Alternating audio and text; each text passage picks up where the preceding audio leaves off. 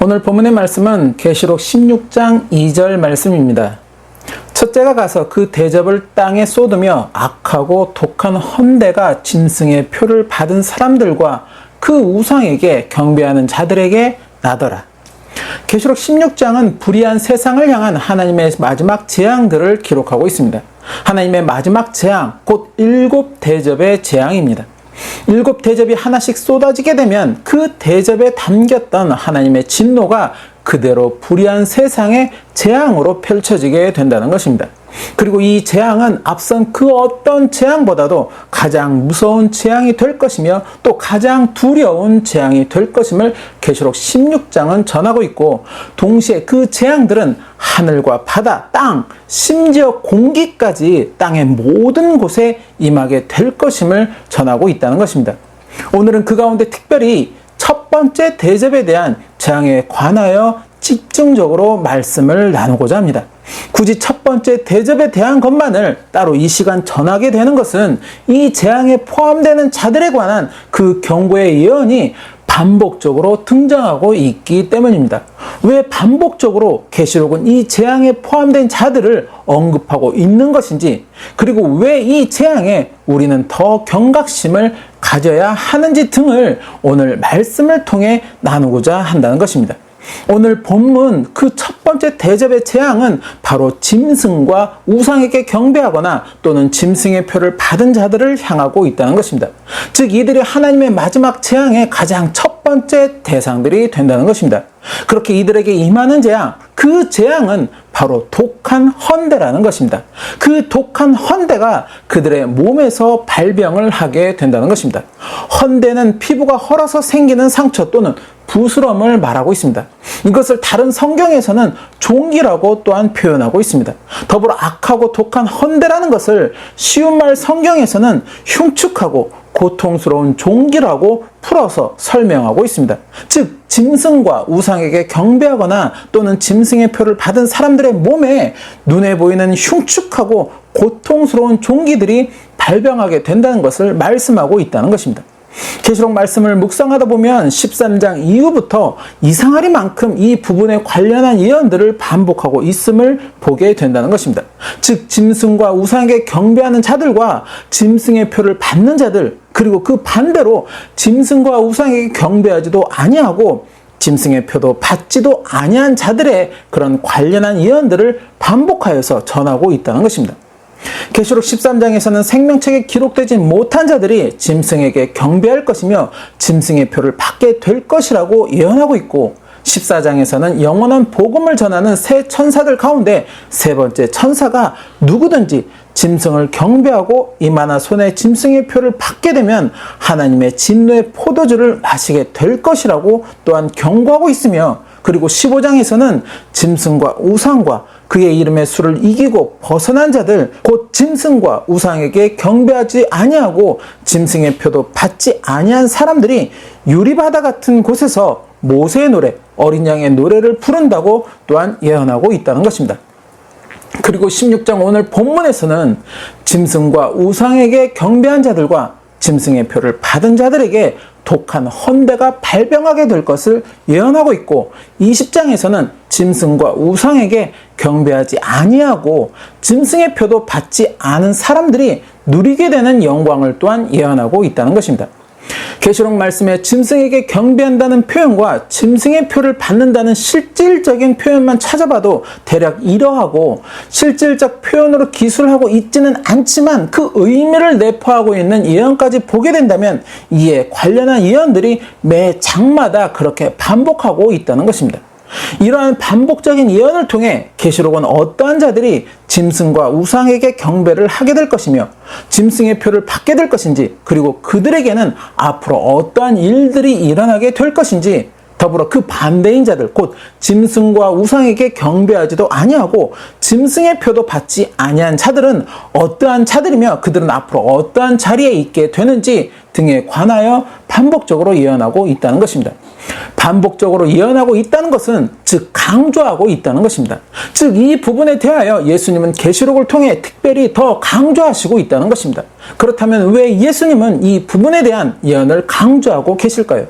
두 가지 측면에서 그것을 깨닫게 된다는 것입니다. 첫째, 결코 짐승과 우상에게 경배하지도 또한 짐승의 표를 받지도 말라는 예수님의 경고라는 것입니다.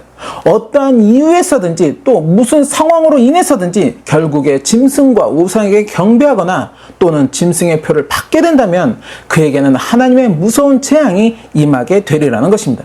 더불어 이 재앙은 단순히 육체적 고통으로만 끝나는 것이 아니라는 것입니다. 계시록 19장에 보면 이들이 사단과 거짓 선지자들이 받게 되는 둘째 사망, 곧 영원한 고통의 불못에 함께 참여하는 자들이 된다는 것입니다. 계시록 19장 20절 말씀. 짐승이 잡히고 그 앞에서 이적을 행하던 거짓 선지자도 함께 잡혔으니 이는 짐승의 표를 받고 그의 우상에게 경배하던 자들을 이적으로 미혹하던 자라. 이 둘이 산채로 유황불 붙는 못에 던지우고, 그리고 15절 말씀. 누구든지 생명책에 기록되지 못한 자는 불못에 던지우더라. 사단과 거짓 선지자들, 그들은 이미 그렇게 예정이 된 자들이지만, 그래서 그들이 받게 되는 형벌 또한 예정되어 있었지만, 짐승에게 경배하거나 짐승의 표를 받는 자들은 특별히 예정된 자들이 아니라는 것입니다. 내 앞에 사람은 짐승에게 경배하거나 짐승의 표를 받게 될 사람으로 그렇게 예정되어 있고, 나는 그렇지 않은 사람으로 예정되어 있는 것이 아니라는 것입니다. 누구든지 짐승과 우상에게 경배하거나 짐승의 표를 받을 수 있으며, 또 누구든지 짐승과 우상에게 경배하지도 아니하고 또 짐승의 표를 받지 않을 수 있다는 것입니다. 지금의 이 계시록 말씀을 통해 그날을 예비하고 깨어있는 자로 설 수 있다면, 그렇게 짐승과 우상에게 경배하거나 짐승의 표를 받으면 멸망이라는 그러한 경각심을 갖는 신앙의 삶이라면, 누구든지 짐승과 우상에게 경배하지도 아니하고 짐승의 표를 받지 않는 자들로 설 수 있다는 것입니다. 그러나 반대로 그 경각심이 무너지는 신앙의 삶이라면, 그가 아무리 하나님의 종이라고 또 선교사며 선지자라고 외친다고 하여도 그 역시 짐승과 우상에게 경배하는 자가 될 수 있으며 짐승의 표를 받는 자가 될 수 있다는 것입니다. 바로 이것을 예수님은 경고하고 계신다는 것입니다. 그리고 둘째, 이 부분을 반복하여 예언하면서 경고하고 있다는 것은, 그럼에도 결국에는 짐승과 우상에게 경배하는 자들이, 그리고 짐승의 표를 받는 자들이 무수히 많게 될 것임을 또한 암시하고 있다는 것입니다. 더불어 이렇게 짐승과 우상에게 경배하는 자들이 또는 짐승의 표를 받는 자들이 모두 불신자들만 해당한다고 말씀하고 있는 것이 아니라는 것입니다. 이 예언의 말씀들을 전하면서 성도의 인내와 믿음을 함께 말씀하고 있다는 것은, 하나님을 믿는 그리스도인들 가운데서도 성도의 인내와 믿음을 지키지 못하고 결국에 짐승과 우상에게 경배하거나 또는 짐승의 표를 받게 되는 자들이 무수하게 많을 것을 의미하고 있다는 것입니다. 그렇다면 왜 이 계시의 말씀을 알면서도 불구하고 짐승과 우상을 경배하는 성도들이 있게 될까? 왜 짐승이 주는 표를 받는 성도들이 있게 되는 것일까? 처음에 이러한 계시록의 말씀을 접하였을 때 저는 성도의 인내와 믿음을 지켜야 한다는 이 말씀이 견디기 힘든 어려운 상황에서도 성도로서 하나님을 향한 온전한 믿음을 인내로 지켜야만 한다는 의미로 생각을 하였습니다. 즉 초대교회 성도들이 사자밥이 되고 산채로 불에 태워지는 등의 엄청난 박해와 핍박을 겪으면서도 불구하고 주님을 향한 믿음을 인내로 지켰던 것과 같은 그런 성도의 인내와 믿음으로 생각을 하게 되었다는 것입니다. 그래서 마지막 때 짐승이 세상을 지배하는 시대가 도래할 때 주님을 믿는 성도들은 엄청난 박해와 핍박이 임하게 될 것이고, 그때 초대교회 성도들과 같이 죽으면 죽으리라 하는 그런 재림 예수님을 향한 믿음과 인내를 가져야 한다고만 생각을 하였다는 것입니다. 더불어 그때 비로소 내 믿음이 가라지의 믿음이 될 것인지 아니면 알곡과 같은 믿음이 될 것인지 알게 될 것이라고 또한 생각을 하였다는 것입니다. 즉 현실의 어려움에 굴복하여서 결국에 현실에 타협하고 마는 그러한 연약한 믿음이 될지, 아니면 비록 현실의 어려움은 따르지만 그럼에도 현실에 굴복하지 않고 믿음을 지키기 위해 인내하는 믿음이 될지, 그때 비로소 알 수 있을 거라는 생각을 하였다는 것입니다. 그러다 성경의 말씀을 반복적으로 읽고 묵상하게 되면서 이 부분에 대해 한 가지 깨닫게 된 것이 있었습니다.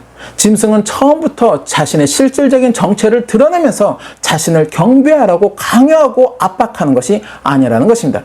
사람들을 이적과 기사로 미혹하였다는 것, 그리고 자신의 모습을 마치 어린 양의 모습과 비슷하게 가장하고 있다는 것, 더불어 사도들이 사단도 광명의 천사로 가장하고 사단의 일꾼들도 자신을 의의 일꾼으로 가장할 것이라는 그런 이야기 등을 통해 깨닫게 되는 것이 자신의 실질적인 정체는 뒤로 감추고 성도들이 갈망하고 고대하는 재림주의 모습으로 자신을 포장하여 미혹한다는 것입니다. 더불어 사단의 일꾼들 역시도 자신들이 그런 재림주를 섬기는 의의 선지자나 일꾼으로 가장하여서 사람들을 미혹하게 된다는 것입니다. 고린도후서 11장 14절에서 15절 말씀. 이것이 이상한 일이 아니라 사단도 자기를 광명의 천사로 가장하나니 그러므로 사단의 일꾼들도 자기를 의의 일꾼으로 가장하는 것이 또한 큰 일이 아니라 저희의 결국은 그 행위대로 되리라. 마치 엘리야와 같은 놀라운 이적과 기사를 보이며 자신들이 하나님의 선지자라고 하나님의 종이라고 그렇게 이러한 능력을 주시는 것이 재림 예수님이라고 사람들을 미혹하겠다는 것입니다. 그러한 미혹의 사람들은 넘어갈 것이며 그들이 전하는 말을 진리로 여기고 그대로 따르는 모습들이 되리라는 것을 말씀하고 있다는 것입니다. 사람들은 자신들이 재림 예수님을 경배하는 것으로 생각하겠지만 그렇게 하나님의 진리를 따른다고 생각하겠지만 오히려 그 뒤에 숨은 사단을 경배하는 것이고 하나님이 가증하게 여기는 일을 행하게 된다는 것입니다. 짐승의 표도 마찬가지라는 것입니다. 처음부터 강요하며 억지로 받게 하는 것은 아니라는 것입니다. 이적과 기사로 사람들을 미혹하였듯이 짐승의 표 역시도 사람들이 받을 수밖에 없는 그런 상황으로 이끌어 가리라는 것입니다. 이 표를 받음으로 인해 나타나는 결과는 뒤로 한 채 이 표를 받음으로 인해 누리게 되는 유익들, 편의성, 합리성 등 온갖 선전과 상황으로 짐승의 표를 받도록 만든다는 것입니다. 그리고 이제 어느 순간 그 모든 것들은 다 강요가 될 것이며 억압이 될 것이라는 것입니다. 더불어 자신들의 뜻에 끝까지 저항하는 성도들은 이제 다 죽음에 이르도록 만든다는 것입니다. 한때 베르칩과 짐승표에 대한 연관성 문제로 인해 한국 교교에 큰 논란이 일어나기도 하였습니다. 그러한 논란을 종식시키기 위한 많은 해석들이 또한 등장하게 되었습니다. 지금도 짐승표에 대한 이야기를 이단들이 전하는 이야기로 치부하고 계시는 분들도 많이 계십니다. 이처럼 짐승표에 대한 여러 가지 말들과 해석들이 존재하고 있습니다. 구체적으로 짐승의 표가 무엇이며 어떠한 해석이 올바른 것이다 라는 것은 이 시간 여기서 논하지 않겠습니다. 이에 대한 어떠한 해석을 가지고 있던 결과적으로 이마와 손에 표를 받는 그러한 상황이 이르게 된다면 이 말씀을 아는 자들은 결코 그 표를 받아서는 안 된다는 것입니다. 이것이 제가 아는 성경적인 순종이라는 것입니다.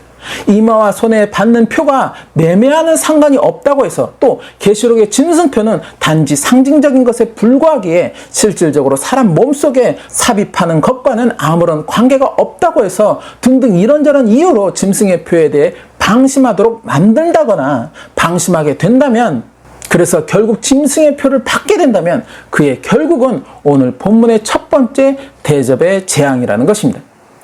예수님이 7교회의 서신을 전하셨을 때 버가모 교회와 두아드라 교회에 전하신 말씀을 우리는 유의해서 보아야 한다는 것입니다. 사단의 위에 있으면서도 죽으면 죽으리라는 각오로 믿음을 지키려고 힘썼던 버가모 교회, 그리고 주님을 향한 믿음과 섬김, 인내를 인정받았던 두아드라 교회. 그런데 예수님은 그들이 잘못된 교훈과 잘못된 선지자를 따르고 있다고 책망을 하셨다는 것입니다.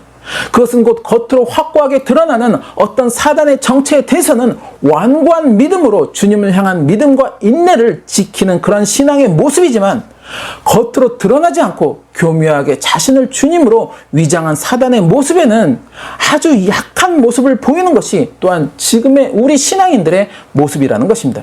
지금도 누군가 성령의 은사를 통해서 예언을 한다거나 병을 고친다는 등의 어떤 기적 이사를 행한다는 그러한 이야기를 듣게 되면 많은 이들이 그 현장을 보거나 체험하기 위해서 찾아간다는 것입니다. 그리고 그러한 것을 실질적으로 목도하거나 경험하게 된다면 이제 그가 전하는 메시지를 진리의 메시지라고 생각하게 된다는 것입니다. 물론 성령의 은사를 통해 예언도 하고 병도 치유할 수 있음을 부인하는 것은 아닙니다. 그러한 성령의 은사를 통해 전해지는 복음이 또한 모두 거짓 복음이라고 말하는 것도 아니라는 것입니다. 그러나 눈에 보이는 어떠한 현상만을 쫓는 믿음이 아니라 그 현상 뒤에 감춰진 진정한 열매를 볼 수 있어야 한다는 것입니다. 설사 내 앞에 있는 이가 진정으로 신실한 주의 종이라고 하여도 그의 열매가 진정한 성령의 열매인가 아니면 거짓된 열매인가를 분명하게 분별할 수 있어야 한다는 것입니다. 그 분별이 없거나 약할 때 눈에 보이는 크고 놀라운 이적에 또 이런저런 포장된 거짓된 복음에 미혹될 수 있다는 것입니다. 더불어 이러한 분별은 한 번으로 끝나서는 결코 안 된다는 것입니다. 끝까지 지속적이어야 한다는 것입니다. 왜? 사람은 언제든지 변질될 수 있기 때문이라는 것입니다. 한번 성령으로 거듭나서 그렇게 성령의 열매를 맺었다고 해서 그것이 끝까지 지속적으로 거듭난 삶으로 또 성령의 열매를 맺는 그러한 삶으로 나아가는 것은 아님을 우리는 보게 된다는 것입니다. 마지막 때를 살아가는 우리는 진정한 말씀의 분별력을 갖추는 신앙의 모습이어야 한다는 것입니다. 이러한 말씀의 온전한 분별력, 또 감춰진 거짓과 진실을 올바르게 볼 수 있는 말씀의 분별력, 이적과 기사를 행하는 그런 사단의 미혹에 넘어가지 않기 위한 믿음의 분별력을 내가 갖기 위해서는 내가 먼저 말씀으로 무장하며 성령의 열매를 맺는 그런 신앙의 삶으로 거듭나야 한다는 것입니다.